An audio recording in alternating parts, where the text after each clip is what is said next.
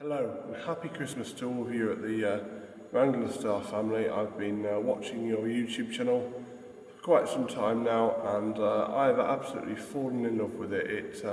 It blesses me every day with this amazing combination of gentle, quite acoustic music, these lovely scenery, visions of Oregon, and the snow, the wood cutting, all the different things that you cover within the videos really attracts me to it.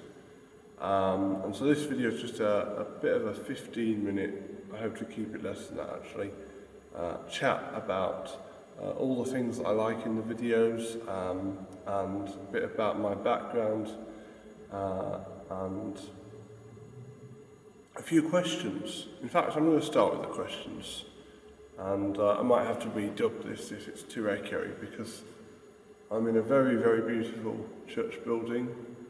Not all churches are perfect, but this one certainly looks like it at the moment.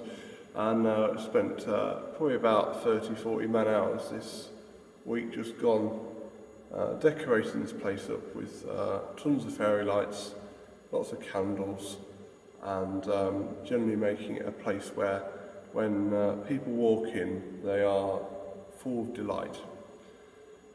So yes, back to the questions. I've read the book now, and I've become a bit confused.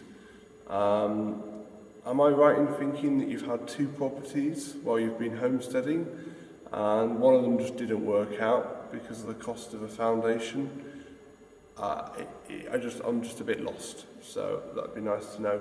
And second of all, what's your elevation? What's your altitude where you are at the moment? Because it gets pretty much the same kind of weather I'm used to in Austria. Very hot, relatively dry summers, and then a fair amount of snow during the winter, but not terribly cold. I spend a lot of time in Austria and absolutely love it as a country. And it kind of has quite a bit in common in terms of the terrain and the types of plants that grow there. So looking at your videos, I feel very much at home. And yeah, it's just been amazing to see you go through this journey, and I've not watched all the videos, and it's impossible to. And so to tell you what drew me to the channel, it was the little ram pump, or one of the ram pumps that you were videoing, and it must have been about 1.5 to 2 years ago I found this video, and I just liked the way you talked, and the way it was so simple, and the way it's a very slow-paced video. My videos are very fast-paced, and I'd quite like to change that, because I've realised that actually a slow-paced video can be just as enjoyable. And so I didn't see the channel again until about September 2016. When I rediscovered it, I just started milling through all these videos and just realised that it was going to be a good inspiration to me in my life. Now, here in Kendal, we're on the border of the Lake District in a place called Cumbria in England. And so where I live, it's a house that looks out onto countryside, and you can only see a few buildings from where I live. But yet, I'm on the edge of a town, and so it's a half-half balance of living between an area that's urban and an area that's not. And definitely wouldn't call myself a homesteader by any means, but I try to live a lifestyle that's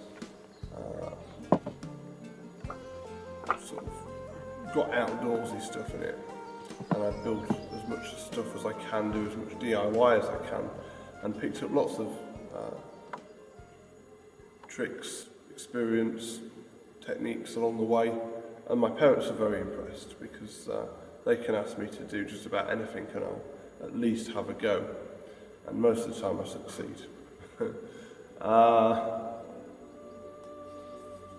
So yeah, the lifestyle that's out here is quite nice. I go skiing a lot. I do a lot of cross-country skiing like you do on the fells of Cumbria, and plenty of walking too. and sometimes I visit Scotland where you can do downhill skiing and also cross-country, more of that.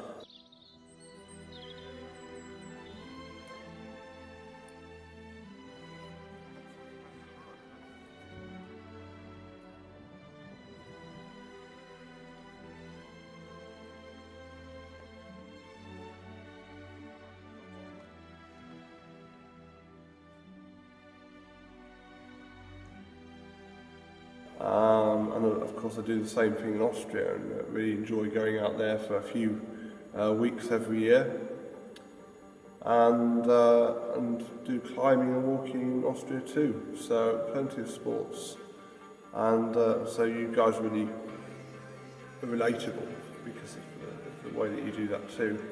I don't have a log burning fire, unfortunately, but I have friends that do, and I have friends that do smoked meat, Texan style, and they have to cut up lots of white oak that's sort of sent as scrap from a nearby estate that make furniture, and so they buy that up and repurpose it, and so we have to chop that. And I have to show you this because we use a great system for cutting up that wood.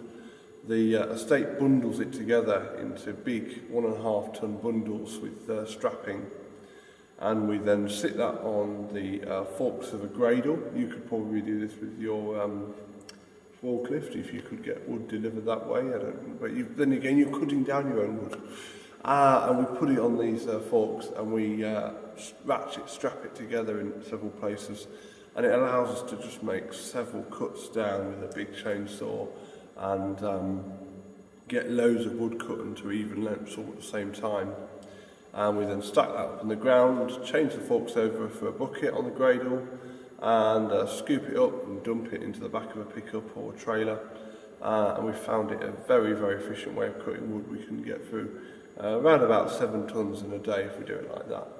And yeah, that's metric tons. I know that you like imperial, and I saw the video the other day about that, and I don't have a problem with it. I quite like the idea that you got used to something, and once you've got used to it, you don't want to change it. And I definitely have things like that I don't want to change. And my job is a technician most of the time, so I've been doing most of this stuff in church and at various other events around us. And I think it's partly the fact that I work with so much technical equipment that I really just want to turn off sometimes and get back to nature. Anyway, videos that I've really liked recently, there's lots of them, and the tale of Silent Night, the story about that was just absolutely heartwarming to see you curling up around a fire like that, and just chatting away and telling the story of how the church can be so corrupt, and yet how a song like that's become so popular because of how true it is. And so that was a particularly nice video. All the videos about you clearing snow and being in that landscape are particularly nice. And yeah, I'd like to see you get a groomer for your cross-country trails. Out here we've got one we pull just behind a quad bike with really big chunky tyres, and really all it is a plate of steel with some box section welded underneath it, and then it's sort of like chamfered towards the front, and we then just put barbell weights on top, and that weight just presses into the snow, cuts the grooves nice and deep, and we find that's enough, and we just use a local golf course to go around and cut the trails. And up here, the snow doesn't last long. It might snow, and if it lasts a week, you're lucky. But it's snow, and we ski on it. And some of the other videos that I've seen, it seems that you get like quite a lot of criticism from people, and I don't get that at all. I think anyone that criticises you with the quality of videos you make, the amount of time you put in, the sort of style of lifestyle that you have, and the way it's got this quite a pure form to it. I just find it hard to understand why people would criticise that and moan and grumble. So I want to give you some encouragement and just tell you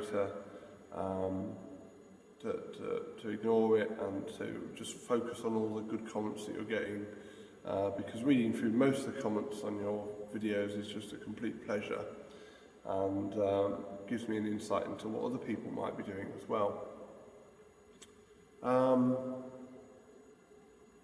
Anyway, I felt like I had more to say when I first sort of planned this, but I don't.